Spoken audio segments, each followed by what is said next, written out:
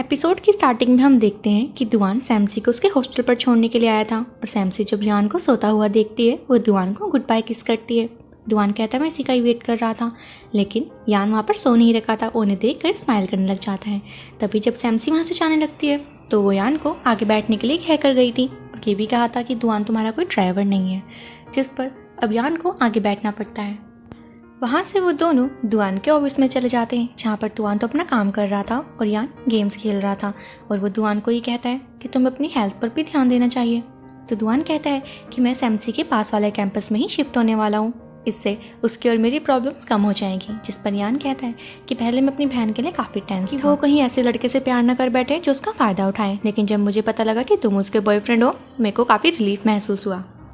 तो दुआन कहता है तुम्हें टेंशन लेने की ज़रूरत नहीं है, मैं उसे कभी भी चीट नहीं करूँगा।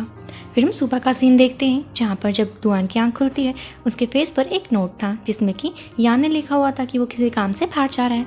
जैसे ही दुआन बाहर आता है उसका एक कोवर्कर उसे बताता है कि मैंने तुम्हारी गर्लफ्रेंड के साथ उसी लड़की को देखा था जिसने कि उस दिन रेस्टोरेंट में हंगामा किया था, यानी कि जियांग। अब दुआन ये बात सुनकर काफ़ी हैरान हुआ था और ये भी सोच रहा था कि कहीं जियांग ने सैमसी को नुकसान पहुंचाने की कोशिश तो नहीं करी। और वो वहाँ से सीधा जियांग के पास जाता है, जहाँ पर वो उसे डांट कर कहता है कि अगर तुमने सैमसी को कोई भी हार्म पहुंचाने की कोशिश करी तो मैं तुम्हारी रिपोर्ट कर दूंगा, तुमने मुझे तो काफ़ी परेशान कर दिया है। उसकी ये बातें सुनकर जियांग काफ़ी ज़्यादा सैड हो जाती है और रोने भी लग गई थी। वहीं दूसरी तरफ हम सैमसी को उसके ऑफिस में देखते हैं, जहाँ पर कंपनी के कलीग्स और बॉस शाओली एक क्लाइंट को allergic skin care product marketing के लिए प्लान समझा रही थी, लेकिन उस क्लाइंट को वो प्लान पसंद नहीं आता। तो शाओली बाकियों से उसके बारे में पूछने लगती है, जिस पर सैमसी कहती है कि मेरे पास एक अच्छा आइडिया है, क्यों ना हम स्किन केयर प्रोडक्ट को एनिमेट करके उन्हें कंबाइन करके एड्स बनाएं, इससे काफ़ी इंटरेस्ट आएगा लोगों को देखने में। तो क्लाइंट को सैमसी का ये प्लान काफ़ी पसंद आता है और वो इस पर काम करने के लिए भी बोलता है, लेकिन वहीं पर शाओली को एक बिल्कुल पसंद नहीं था कि वो सैमसी की इतनी तारीफ कर रहे थे। फिर जब सैमसी वहाँ से चली जाती है तो शाओली से रोक कर बोलती है कि तुम्हें कंपनी के रूल्स नहीं पता, अगर तुम्हारे पास कोई प्लान है तो पहले तुम मुझे बताओगी। जिस पर सैमसी माफ़ी मांगती है। फिर शाओली कहती है कि तुम्हें क्या पता होगा गलती का, तुम तो किसी और का बीएफ छीनना ही जानती हो। ये सुनकर सैमसी को काफ़ी बुरा लगता है। फिर हम बाहर की तरफ देखते हैं, जहाँ पर यान सैमसी को पिक करने के लिए आया हुआ था और वो उसे वहाँ पर ये भी बताता है कि वो कल की फ्लाइट से घर जा रहा है। सैमसी को ये सुनकर बिल्कुल अच्छा नहीं लगता। वो अपने भाई को रोकने की कोशिश करती है, लेकिन यान नहीं मान रहा था। अब सैमसी यहाँ पर रोने लग गई थी क्योंकि वो अपने भाई के साथ और भी ज़्यादा टाइम स्पेंड करना चाहती थी। फिर यान उसे बोलता है कि कंपनी में कुछ हुआ है क्या। इतने में दुआन भी वहाँ पर सामान लेकर पहुँच गया था। तो यान वहाँ से जाने की प्लानिंग करता है और जाते जाते भी वो सैमसी को चिढ़ा रहा था ताकि वो उसे खुश कर सके, और सैमसी भी मुस्कुरा जाती है। दुआन सैमसी से जियांग को लेकर नहीं पूछता, लेकिन उसे इनडायरेक्टली बोलता है कि कंपनी में कुछ प्रॉब्लम चल रही थी और तुमने मुझसे शेयर नहीं किया, मुझे बताना चाहिए था, तुम इतनी बड़ी हो गई क्या। फिर रात को हम उन्हें साथ में देखते हैं, जहाँ पर सैमसी कहती है कि तुम अपने काम में काफ़ी बिजी होते थे, इसलिए मैंने तुम्हें नहीं बताया और मैं इस चीज़ को खुद से हैंडल कर सकती हूँ। तो दुआन कहता है कि मैं नहीं चाहता तुम्हें ज़्यादा वर्कलोड हो, तुम्हें अपने घर की याद भी आ रही होगी, तो मैं भी कुछ दिन की छुट्टी ले लूँगा और तुम्हें अपने साथ मैं घर को ले चलूँगा। ये सुनकर सैमसी काफ़ी खुश हो जाती है। फिर दुआन कहता है कि मैं नहीं चाहता कि मेरी प्रिंसेस इतना काम करे, और उसे वो फोरहेड पर किस करता है। ये देखकर सैमसी काफ़ी ज़्यादा खुश हो गई थी और वो उसे हक कर लेती है। नेक्स्ट डे हम सैमसी को उसकी कंपनी में देखते हैं, जहाँ पर वो अपने प्रोडक्ट की प्रेजेंटेशन देते हुए बताती है कि हमारे इस ऐड में एक लड़की होगी जिससे कि एक एंजल प्रोटेक्ट कर रही है, उसे एक एलर्जी है और वो एंजल हमारा प्रोडक्ट होगा। उसकी इस प्रेजेंटेशन से क्लाइंट तो काफ़ी खुश हो गया था। वहाँ पर अब कंपनी का बॉस भी सैमसी की काफ़ी तारीफ करता है और कहता है कि इसी के कारण हमें ये प्रोजेक्ट मिल पाया, और वो उन सभी को बोनस भी देने के लिए भी प्रॉमिस कर देता है। ये देखकर सैमसी और बाकी कलीग्स काफ़ी खुश हो गए थे। फिर हम सैमसी को दुआन के साथ देखते हैं, जहाँ पर दुआन सैमसी को एक फ्लैट दिखाता है। सैमसी उसे देखकर बोलती है तो काफ़ी बड़ा और सुंदर है, जिस पर दुआन कहता है कि अब से हमारा है। ये सुनकर सैमसी काफ़ी हैरान हुई थी। वो बोलती है इसका रेंट कितना होगा। तो दुआन कहता है कि तुम्हें क्या लगता है कि मैं तुम्हारे लिए इसे अफोर्ड नहीं कर सकता। सैमसी कहती है नहीं, मेरा मतलब वो नहीं था। फिर दुआन सैमसी के हाथ में उस घर की कीज़ रखता है और कहता है ये घर अब से हमारा है। ये सुनकर सैमसी काफ़ी ज़्यादा खुश हो गई थी। फिर हम रात को सैमसी को देखते हैं, जो अपने रूम पर बैठकर काम कर रही थी, और वहीं पर उसके हॉस्टल का एसी खराब हो जाता है, जिस पर वो दुआन को कॉल करके बताती है। और दुआन तो खुश हो गया था। वो कहता है कि मैं तुम्हें लेने के लिए आ रहा हूँ, और वो वहाँ से सैमसी का सारा सामान उठाकर घर पर ले जाता है, जहाँ पर सैमसी अब कहती है कि अब मुझे यहीं पर रहना होगा कुछ दिन के लिए क्योंकि एसी ठीक नहीं हो रहा है। जिस पर दुआन तो और भी ज़्यादा खुश हो गया था और वो कहता है कि तुम्हें अब सोने के लिए जाना चाहिए, पहले तुम शावर ले लो। जैसे ही सैमसी शावर लेकर बाहर आती है, वो दुआन को गेम खेलता हुआ देखती है और पूछती है कि तुम क्या खेल रहे हो। फिर दुआन उसे भी वो गेम सिखाने लगता है। वहाँ पर वो काफ़ी ज़्यादा क्लोज आ गए थे और सैमसी के बाल भी दुआन के बटन में फंस गए थे। अब दुआन मौके का फ़ायदा उठा लेते हैं। वो सैमसी को किस करने लग गया था। वो दोनों ही अपने इमोशंस पर कंट्रोल नहीं कर पाते, लेकिन फिर ऑकवर्डनेस को अवॉइड करने के लिए दुआन उसे कहता है कि तुम्हें कल ऑफिस में जाना है ना, जल्दी जाकर सो जाओ। फिर नेक्स्ट डे जब दुआन उठता है तो देखता है कि सैमसी वहाँ से चली गई है ब्रेकफास्ट बनाकर। और वो जब सैमसी के रूम में जाता है, वहाँ पर उसने अपने लिए एक नोट छोड़ा हुआ था और वो कह रही थी कि तुम अपने काम पर ढंग से ध्यान देना, मैं तुम्हें वापस आकर मिल लूँगी। और वहीं पर दुआन को सैमसी की एक डायरी मिलती है जिसमें कि सैमसी ने अपने सारे ड्रीम प्लेसेस लिखे हुए थे। फिर हम सैमसी को उसके कलीग्स के साथ देखते हैं जहाँ पर वो पार्टी कर रहे थे और सैमसी उन्हें गिफ्ट भी देती है क्योंकि उसकी इंटर्नशिप का ही लास्ट डे था। वहीं पर डायरेक्टर आते हैं जो सैमसी की काफ़ी तारीफ करते हैं और कहते हैं कि अगर तुम्हें यही सिटी में ही काम करना होगा तो मुझे ज़रूर बताना, तुम्हें काबिल लड़की हो। वहीं दूसरी तरफ हम दुआन की गेम देखते हैं जो काफ़ी ज़्यादा हिट हो गई थी और वहाँ पर ग्राफ एकदम से हाई चला गया था। सारे कलीग्स खुश हो जाते हैं और शियोन वहाँ पर अनाउंसमेंट करती है कि पिछले काफ़ी सालों का रिकॉर्ड ब्रेक हो गया है और मैं इसकी बधाई पूरी टीम को देना चाहूँगी। और वो दुआन को ये भी बताते हैं कि चीफ एग्जीक्यूटिव यहाँ से चला गया था काफ़ी टाइम पहले, तुम्हें पता ही होगा, इसलिए हमने तुम्हें डिसाइड करा है कि उस पोस्ट पर रख दें। लेकिन दुआन बोलता है कि मैं उसके काबिल नहीं हूँ अभी, तुम्हें बताना तो चाहिए था। जिस पर वहीं खड़े हुए और क्लिक्स बोलते हैं कि हमें पता है तुम्हारी काबिलियत का, बस हमें हेडक्वार्टर से रिप्लाई आने का वेट है। फिर नेक्स्ट सीन में हम देखते हैं कि दुआन सैमसी को काफ़ी प्लेसेस दिखा रहा था कि वो वेकेशन पर कहाँ जाएंगे, लेकिन सैमसी हर चीज़ को मना कर रही थी। वो कहती है कि मुझे कैंपिंग करनी है, तो दुआन कहता है कि वहाँ पर तो काफ़ी रिस्क होगा, बारिश भी हो सकती है, वहाँ पर हमें काफ़ी ज़्यादा इंसेक्ट्स भी देखने को मिल जाएंगे। तो सैमसी कहती है कि मुझे कुछ नहीं पता, मैंने सारी प्लानिंग कर ली थी। अब दुआन को सैमसी की बात तो माननी पड़ती है। फिर नेक्स्ट डे हम देखते हैं कि वहाँ पर बारिश लगी हुई थी और इसे देखकर सैमसी और दुआन का दोनों का ही मूड ख़राब हो जाता है। अब दुआन सैमसी को उदास नहीं देख पाता, वो रूम में ही कैंपिंग करने का डिसाइड करते हैं। वहाँ पर वो काफ़ी इंजॉय करते हैं। सैमसी दुआन के काफ़ी करीब आ जाती है, लेकिन फिर वो थोड़ा दूर जाने लगी थी, लेकिन दुआन उसे अपनी तरफ खींच लेता है। इतने में सैमसी का कॉल आ जाता है जो कि उसकी मॉम का था। वहाँ पर सैमसी अपनी मॉम डैड से वीडियो कॉलिंग पर थी और दुआन उससे छुपने की कोशिश कर रहा था। तभी यान वहाँ पर आता है। यान को तो पता था कि सैमसी दुआन के साथ होगी।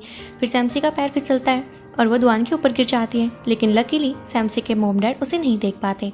तो यान उसे छेड़ने के लिए पूछता है कि तुम किसके ऊपर गिर गई थी। सैमसी बोलते हैं कि जब मैं तुमसे बात नहीं कर रही हूँ तुम बीच में मत बोलो।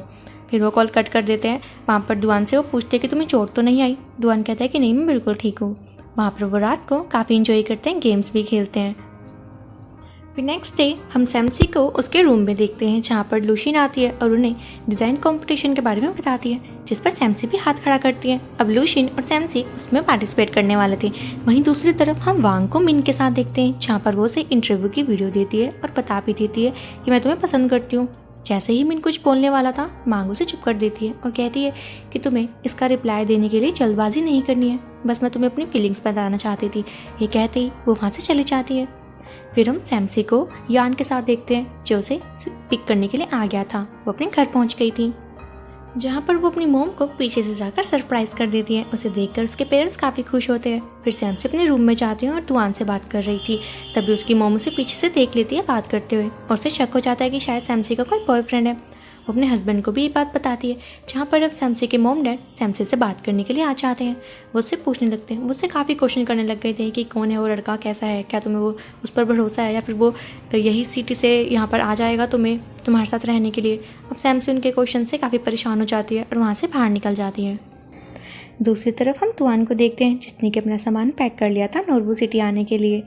फिर वापस हम सैमसी को देखते हैं जो यान के पास आती है उसे फ्रूट्स देने के लिए और कहती है कि तुम गेम्स खेलते हुए काफ़ी थक जाते होंगे ना, लो मैं तुम्हें खिला देती हूँ। फिर यान को शक होता है कि पक्का इसे कुछ काम निकलवाना है। फिर वो उससे पूछता है कि अब तुम्हें क्या चाहिए, जिस पर सैमसी बोलती है कि तुम रात को डिनर पर अपने फ्रेंड्स के साथ जाने वाले हो ना, मुझे भी तुम्हारे साथ जाना है। जिस पर यान बोलता है हाँ मुझे पता तुम्हें वहाँ पर क्यों जाना है, क्योंकि वहाँ पर दुआन भी होगा। सैमसी फिर मुस्कुराने लग जाती है। फिर रात को हम उन्हें गाड़ी में देखते हैं जहाँ पर सैमसी अपना मेकअप करे जा रही थी। तो यान बोलता है कि तुम्हें फालतू की हरकतें करना बंद करो, और अब मुझे समझ आया कि तुम हर बार मेरे साथ जाने की जिद क्यों करती थी, तुम दुआन से मिलना चाहती थी। जिस पर सैमसी उस पर गुस्सा करती है कि ऐसा कुछ भी नहीं, अपनी बकवास बंद कर लो। फिर वो वहाँ पर पहुँचते हैं। जैसे ही दुआन वहाँ आता है, वो पहले आगे बैठने वाला था लेकिन सैमसी को पीछे बैठा देख वो उसके साथ बैठ जाता है। जिस पर यान कहता है कि तुम ऐसी वैसी हरकत कोई मत करना, मैं यहीं पर बैठा हूँ। जिस पर दुआन कहता है कि तुम अपनी गाड़ी चलाने पर फोकस करो। हाँ, फिर यान बोलता है हाँ मैं तुम्हारा ड्राइवर हूँ ना। फिर जैसे ही वो लोकेशन पर पहुँचते हैं, वहाँ पर सारे फ्रेंड्स पहुँच गए थे जहाँ पर दुआन सैमसी को अपनी गर्लफ्रेंड कहकर इंट्रोड्यूस करता है।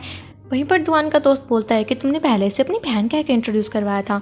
तो दुआन बोलता है कि तब मुझे इस पर क्रश था, लेकिन मुझे लगा कि इसे बुरा लग जाएगा, इसलिए मैंने तब ऐसा कहा था। वहीं पर फा बैठा होता है जो उन्हें बताता है कि मेरी वाइफ 3 मंथ प्रेग्नेंट है। इसे सुनकर सब खुश हो गए थे और यान तो उसे टिप्स देने लग जाता है कि तुम्हें प्राइवेट हॉस्पिटल में उसका रेगुलर चेकअप कराना चाहिए और रुपया भी इसे जोड़ना शुरू कर दो। ये सब सुनकर सैमसी हैरान होती है कि उसे इतना कुछ कैसे पता। उससे पूछती है, जिस पर यान कहता है कि मैं ये सब रिसर्च करता रहता हूँ। तो सैमसी बोलते तुम्हें क्या ज़रूरत पड़ गई रिसर्च करने की। तो वो बात काटता है और खाने के लिए कहता है। खाना खाने के बाद हम देखते हैं कि सैमसी ने काफ़ी ड्रिंक कर ली थी और दुआन उसे वहाँ पर छोड़ने के लिए आया हुआ था। वो उसे वहाँ पर किस करता है और इमोशनल हो जाता है और कहता है कि मैं जब तुम्हें एक दिन भी नहीं देखता मुझे तुम्हारी काफ़ी याद आती है। सैमसी भी इमोशनल हो जाती है, उसे किस करके गुड बाय कह के वहाँ से अंदर चली गई थी, जहाँ पर अब सैमसी की मॉम उन्हें देख लेती है और पूछती है क्या तुम दुआन को डेट कर रही हो। सैमसी हैरान होती है और बोलती है कि मैं आपको बताने ही वाली थी। सैमसी की मॉम को वहाँ पर टेंशन हो जाती है। सैमसी कहते हैं कि आपको टेंशन लेने की ज़रूरत नहीं है, दुआन काफ़ी अच्छा लड़का है। तो सैमसी की मॉम बोलती है वो तो मुझे पता है, लेकिन उसके डैड की तबीयत और विक्टिम की फैमिली उसे आज भी तंग कर रही है। अब तुम कैसे फेस करोगे ये सब चीज़ें। जिस पर सैमसी कहते हैं कि अब वो ऐसा नहीं है। जिस पर सैमसी की मॉम पूछते हैं क्या तुम ये सब फेस कर चुकी हो। सैमसी बोलती है नहीं, मुझे दुआन ने बताया और आप बिल्कुल भी टेंशन मत लीजिए। जिस पर सैमसी की मॉम उसे सोने के लिए कहकर वहाँ से चली गई थी। अब सैमसी इन्हीं बातों से परेशान थी। नेक्स्ट डे जब वो पार्क में बैठी होती है वहाँ पर दुआन उसे सरप्राइज़ कर देते हैं, जिसे देखकर वो काफ़ी खुश होती है और वो दुआन से बातों बातों में पूछ लेती है क्या तुम सच में मेरे साथ खुश हो। दुआन बोलते तुम ऐसा क्वेश्चन क्यों कर रही हो, मैं तुम्हारे साथ हमेशा से ही खुश था और हमेशा ही खुश रहूँगा। तो सैमसी बोलती नहीं बस ऐसा ही मैं पूछ रही थी। फिर दुआन कहता है कि मैं सोच रहा हूँ तुम्हारे मोम डैड से मिलकर हमारे बारे में बात कर लूँ। सैमसी बोलती है ठीक है तुम डिनर पर आ जाना। नेक्स्ट सीन में हम दुआन को सैमसी के घर पर उसके डैड के साथ देखते हैं, जहाँ पर उसके डैड उसे बोल रहे थे कि पहले तो मैं काफ़ी शौक हुआ था ये सुनकर कि सैमसी तुम्हें डेट कर रही है। जिस पर दुआन भी कहता है कि मैं तुम्हें पर्सनली ही बताना चाहता था। तो सैमसी के डैड उससे पूछने लगते हैं कि तुम्हारी फैमिली अभी भी परेशानी में है या फिर वो वाली फैमिली तुम्हें परेशान कर रही है अभी भी, और तुम्हारे डैड की हालत कैसी है। जिस पर दुआन बताता है कि वो फैमिली अब हमें परेशान नहीं करती और मेरे डैड आज भी कोमा में हैं, लेकिन आप टेंशन मत लीजिए, मैं ये सब हैंडल कर लूँगा। जिस पर सैमसी के डैड कहते हैं कि मैं बस इसलिए पूछ रहा हूँ क्योंकि सैमसी अभी काफ़ी छोटी है, उसकी जस्ट अभी ग्रेजुएशन हुई है, पता नहीं वो ये सब फेस कर पाएगी भी या नहीं। वो अभी 20 की भी नहीं हुई है, लेकिन हमें तुम पर पूरा भरोसा है कि तुम फ्यूचर में उसका साथ हमेशा दोगे। जिस पर दुआन भी हाँ में जवाब देता है। फिर रात को जब सैमसी घर आती है तो उसके फादर वहीं पर बैठे हुए ड्रिंक कर रहे थे और सैमसी को पास बुलाकर बोलते हैं कि जब तुम छोटी थी तो हमने काफ़ी बुरे फेस हैंडल किया है। ये यान को पसंद नहीं आता था क्योंकि हमारी सारी अटेंशन तुम्हारे ऊपर ही थी, और अब तुम इतनी बड़ी हो गई हो कि एक लड़के को डेट कर रही हो और कुछ ही सालों में तुम्हारी शादी हो जाएगी। सैमसी अपने फादर की ये इमोशनल बातें सुनकर काफ़ी ज़्यादा इमोशनल हो जाती है। फिर सैमसी के डैड उसे बता देते हैं कि तुम्हारे जाने के बाद हमने दुआन को घर पर बुलाया था और बात भी करी। सैमसी शौक हो जाती है कि तुमने उससे क्या बात करी। जिस पर सैमसी के डैड उसे बताते हैं कि हमने अपनी परेशानियाँ उसके सामने रखी थी और हमने कंक्लूड किया है कि तुम शायद उसके साथ फ्यूचर में खुश ना रह पाओ क्योंकि उसकी फैमिली प्रॉब्लम्स कुछ ऐसे ही चल रही है और वो चाह रहे थे कि तुम उसके साथ ब्रेकअप कर लो। सैमसी बोलती है कि ऐसा नहीं हो सकता, आप उसी के साथ वैसा बिहेव कर रहे हैं जैसे कि वो दूसरी विक्टिम फैमिली कर रही है, आप उसके साथ ऐसा मत करिए, उसने काफ़ी हार्ड फेस देखा है और मैं उसकी परेशानी में हमेशा उसके साथ रहना चाहती हूँ। वहीं पर सैमसी की मोम आती है जो कहती है कि तुम्हें इसके बारे में सोचना होगा। जैसे ही वो आगे कुछ बोलने वाले थे सैमसी वहाँ से उठकर चली जाती है, वो काफ़ी ज़्यादा सैड हो गई थी।